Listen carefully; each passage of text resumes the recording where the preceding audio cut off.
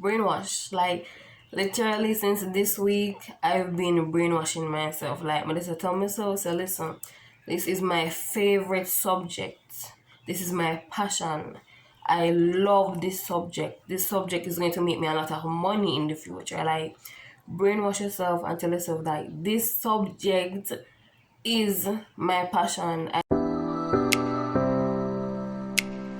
Hi guys, welcome back to the channel. In today's video, it's all about study tips. So in today's video, we're going to be discussing some study tips to help you prepare for your upcoming exams and also just about excelling in your exams.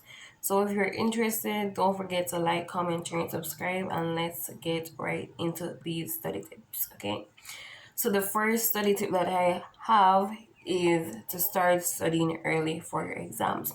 Do not wait until the week before, the night before, the 2 hours before.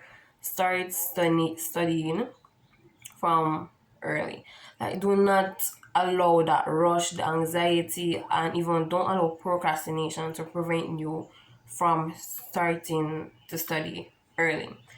Just for example, you know that exams are coming up in December or whatever.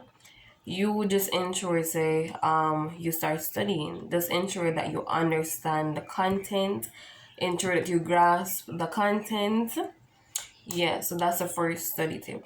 Ensure that you start studying early and do not put that unnecessary pressure on yourself the night before the exam, 2 hours before the exam, 1 week before the exam when you're trying to cram. Okay, aka SWAT. Okay, so the second study tip that I have is to find an effective study period, right? So recently I've realized that I study better in early mornings than the late evenings, like in the night. Because it's like, no, when I wake up and in the morning, it's like I just have this energy, right? This energy to study. Like I want to study in the early mornings. And it's like when a certain hour, like for example, like 11 o'clock comes, I get lazy, right? And it runs straight throughout the rest of the day. So if you're like that and you know that, okay, you study best in the morning, then wake up early and try to study in the morning. If you're a person who you know that you study during the night best, then you study in the night. Also, if you're a person who knows that you cannot study in noise, then please find a quiet space. If you know that you're a person who studies and you like the only way you can study is in noise, then get some noise and study in the noise, right? So that's study tip number 2. Then the third one that I have is to take breaks. When you're studying, do not do like 5 hours big studying. Like after about the first 15 minutes, you're not gonna remember nothing. You're not going to remember nothing. Like after the first 15 minutes, like your head gone. You need to take breaks regularly, like in order to retain the information. So take breaks regularly. For example, you can say, okay, I'm going to study in 30-minute intervals every half an hour basically. You take a 15-minute break and then you go back to study, right?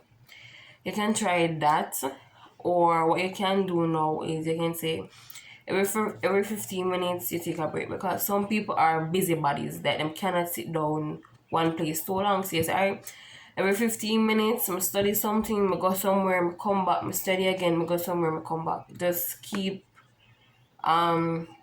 studying, right? So you're trying to work on is it endurance, but prolonging the study period. You don't want like, alright, so for example, you say you're studying, you sit down, say 3 full hours you sit down and study, and when you're done it's like your beat, your mash up, like you don't remember half the stuff, right?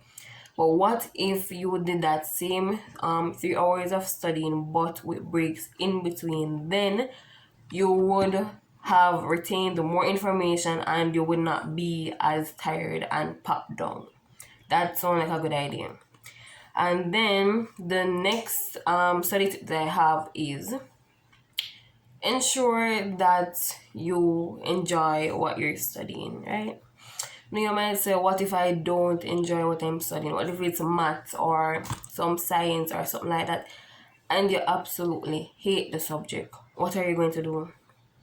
Brainwash. Like, literally since this week, I've been brainwashing myself. Like, but this tell myself, so listen, this is my favorite subject. This is my passion. I love this subject. This subject is going to make me a lot of money in the future. Like, brainwash yourself and tell yourself that this subject is my passion. I love this subject. I enjoy this subject. You don't enjoy nothing, but we're gonna brainwash yourself, right? So you're basically going to be quote unquote lying to yourself, but it's for a good cause. Just tell yourself that, listen, I need this subject. This is my passion. Even when it's not your passion, you love this subject, you enjoy it. It's going to make you a lot of money in the future, right? You need the grade, right? So convince yourself to sit down and study the subject, right? And the next study tip, this kind of leads into the next study tip about procrastination. Listen, don't be like me and you have a particular subject that says you're a weak area or you don't understand that subject very well. Do not put it off. Like, do not procrastinate and say, all right, let me focus on the easier ones and just forget all about that particular subject. Don't do that. Like, all your subjects need equal attention. Every course you're doing or whatever, it needs equal attention. Do not neglect the one that you cannot manage and focus on other ones, because best believe it, that one that you're neglecting is going to drag down the grade, the overall grade or your average, because you neglected it, right? So it don't matter if you get 3, 4, 5, 8 and everything else. That one big old C, D, E, R, F, I go drag down every single thing. So don't do that. So we need to stop procrastinating. If we have work to do, if we know we should be studying, and we know the exam will come, get up and studying. Convince yourself, convince yourself, brainwash yourself, tell yourself a lie. Just make sure you study. And most of the time, this is what I've realized, that the thing is that the hardest part is getting started, but once you get started on the studying, it's a lot easier. Like, for me, it's like me push myself to sit down and start my studying. But once I've actually started, it's like it flows and it starts to make sense. But you have to have that discipline with tell yourself to sit down and read the stuff, understand the stuff, learn the stuff. Because if you don't learn it, then you're not going to know it. And if you don't know it, you're going to fail the exam, right? So brainwash yourself into loving the subject. Like, do what you have to do. And also stop procrastinating. It's not helping. It's not helping you. You need to study. You need to study. And so the next study that I have is to do past papers slash do practice questions. Sometimes just knowing the content is not enough, because just recently I did a test and I thought I knew the content, but you need to practice questions that are on that content, right? Because these questions, depending on the type of question, it can be set up in such a way that it twists the information, and it's up to you to know if it's the right thing. So practice questions to see how, because I've seen some questions and I don't know how them get these particular questions from a topic like that, right? But they did. So you need to practice questions to see how the questions can be asked, because sometimes it's really all about how the question is asked, like it can confuse you if it's not asked in a straightforward way and it's a beat behind the bush, right? So yeah, that's it. Do past papers, get past papers, do practice questions, just practice, practice, practice. Next, so the next study tip is to study smart and not harder, right? What does this mean? It means that you do not necessarily have to spend 12 out of the 24 hours in a day studying. Literally, it can just be you finding 3 hours out of the day and making it an effective study session, right? You don't need 12 hours of studying, which is a lot of time, like you're working hard, right? You're studying 12 hours, but how much information are you retaining in that 12 hours? You get what I'm saying? So it's like study smart, not hard. So it's better you allocate 3 hours per day, 3 effective study hours per day, and that same 3 hours, the amount of studying and the information that you retain in that effective 3 hours, it would be basically the same or more to a 12 hours. So you're working smarter with your time rather than harder, right? And it brings back to the study breaks and all those things, right? But sometimes we really work with self unnecessarily. It's just about finding the time and making it an effective study period. So we do not need to work as hard, but we need to work smarter with our time when it comes to studying. And then now this other study tip. We're at number 7 now. This study tip is basically to talk to yourself. So explain the concepts back to yourself. Explain them, like talk to yourself.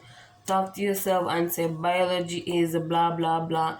Enzymes this blah blah blah. Enzymes do this because blah blah blah. Them do this because XYZ. Talk to yourself, explain the concepts to yourself, explain to yourself, like literally talk to yourself.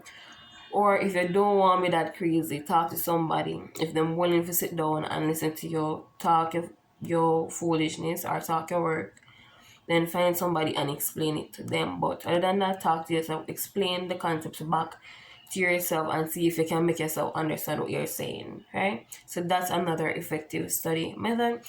Another one too is that some people use flashcards. Well, I've never used flashcards to study before, but it's also another study method that you could try and see if it works for you.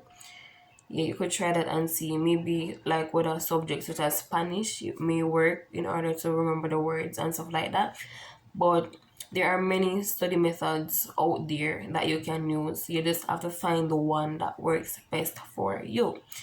And then I think that was the last one, but I want to leave this. I think it's a quote, but it's a quote. I'm going to leave this phrase with you, and it basically is that failure to prepare is preparing to fail, right? Failure to prepare is preparing to fail. So if you did not prepare for the exam, you're literally preparing to fail. So that's the end of today's video. I hope that you keep all of these study tips and these study methods in mind, and also that last phrase about preparing for your exams, taking the time out to study, studying smarter, not harder. And I hope that this video helps somebody prepare for their exams that are coming up. And I hope that everyone excels in their upcoming exams. So that's the end of today's video. Don't forget to like, comment, share, and subscribe.